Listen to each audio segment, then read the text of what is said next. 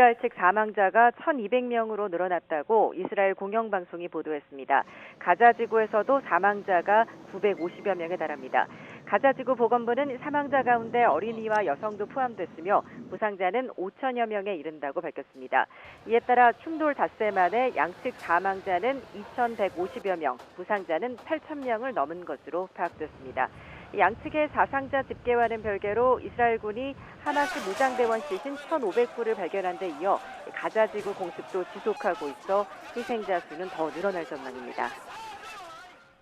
지난 7일 하마스의 기습 공격 이후 이스라엘 집단 농장 곳곳에서 잔혹하게 살해된 영유아 시신이 잇따라 발견되고 또 일부는 참수됐다는 주장이 나왔습니다. 이스라엘의 크파르 아자 키부츠에서는 아기를 포함해 온 가족이 집안에서 몰살된 사례가 군 수색 과정에서 잇따라 확인됐습니다. 이 과정에서 발견된 아기 시신만 49에 이르는 것으로 전해졌고 일부 어린이는 참수됐다는 주장도 나왔습니다. 이스라엘군은 크파르 아자 키부츠에서 100명 이상의 민간인이 하마스에 학살됐다고 AFP 통신에 밝혔습니다. 크파르 아자의 군 관계자들은 정확한 사망자 수를 밝히진 않았지만 베에리 키부츠보다 상황이 더 나쁘다면서 수백 구의 시신이 나올 것으로 우려된다고 말했습니다. 가자지구 인근 남부의 베에리 키부츠의 경우 전날에만 100구 이상의 시신이 발견됐습니다. 이스라엘이 가자지구 인근 자국민에게 대피령을 내리면서 지상작전이 임박했다는 관측도 나오고 있습니다.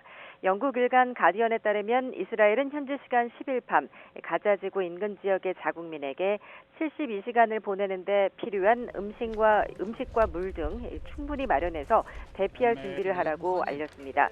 이 같은 지시는 가자지구로의 이스라엘 지상군 투입이 임박했다는 분명한 신호로 해석되고 있는데요. 또 이스라엘군의 가자지구 공습이 강화되는 최근 움직임이 지상군 투입을 위한 사전 작업의 성격이라는 분석도 나오고 있습니다. 하지만 이 150여 명의 인질을 인간 방패로 앞세운 하마스에 맞선 이스라엘 정부로서는 섣부른 지상군 투입이 딜레마일 수도 있는데요. 이 블룸버그 통신 등은 지상군 투입을 통한 가자지구 침공은 이스라엘의 불가피한 선택지로 보이지만 막대한 인명피해 등 여러 위험 부담을 안게 돼서 성공 여부도 확실치 않다고 분석했습니다. 이스라엘이 가자지구의 지상군 투입을 고심하는 가운데 전 세계에서 예비군 36만 명에 대한 총동원령이 내려졌다는 보도도 나왔습니다. 이는 50년 만에 최대 규모로 이스라엘 정부가 항공편까지 추가해가면서 독려하고 있다고 외신들이 전했습니다. 한편 이스라엘군은 이 팔레스타인 가자지구 공습 과정에서 하마스 고위 간부 2명을 사살했다고 주장했습니다. 이스라엘군은 이 하마스 정치국 고위 간부이자 내무 책임자인 자카리아 아부 마흐마르가 전투기 공격에 숨졌다고 밝혔습니다. 마흐마르는 하마스 의사결정권자 가운데 한 명으로 수많은 이스라엘 테러 활동 계획에 관여해왔습니다. 이스라엘군은 또 하마스 경제장관인 주아드 아부 슈말라도 사살했다고 전했습니다. 로이터 통신도 하마스 관계자의 말을 빌려 가자지구 남부 칸 유니스가 공습을 당해 지도자 2명이 숨졌다고 보도했습니다. 시리아가 현지 시간 10일 이스라엘에 박격포 공격을 가했다고 이스라엘군이 밝혔습니다.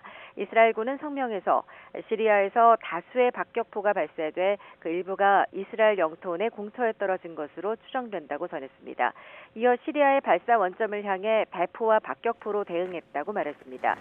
지난 7일 이스라엘과 하마스 간의 무력 분쟁이 시작된 뒤 이스라엘과 시리아 간 교전이 발생하기는 이번이 처음입니다. 레바논 접경에서도 교전이 확대되고 있는데요. 같은 날 새벽 레바논 남부에서도 이스라엘을 향한 로켓포가 발사됐는데 하마스는 자신들이 쏜 것이라고 주장했습니다. 하지만 레바논에 거점을 둔 헤즈볼라도 이날 이스라엘 군용 차량을 폭격했다고 주장하고 나서 확전 우려도 나오고 있습니다. 지금까지 국제부에서 전해드렸습니다.